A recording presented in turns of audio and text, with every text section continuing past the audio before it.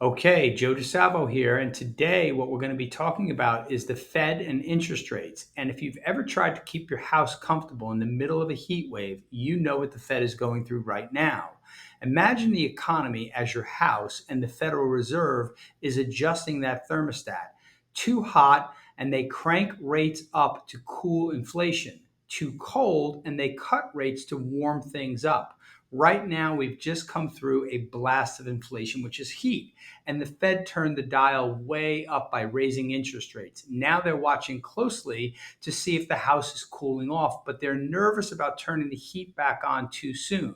For over a year, we've seen higher rates that have stayed at multi decade highs.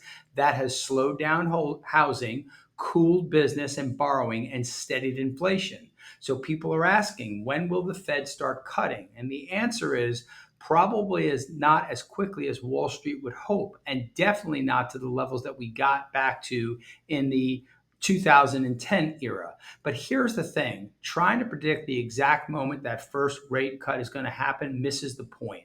What really matters is, are you still sitting on too much cash hoping for clarity? Are you missing opportunities because you're too focused on headlines and not the horizon?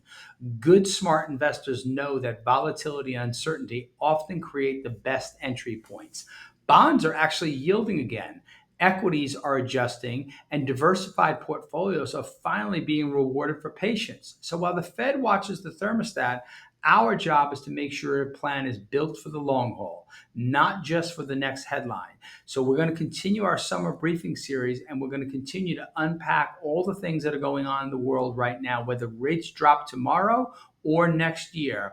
If it's been a while since your last review, now is a great time to reconnect and have a conversation. Talk to you soon. Bye bye.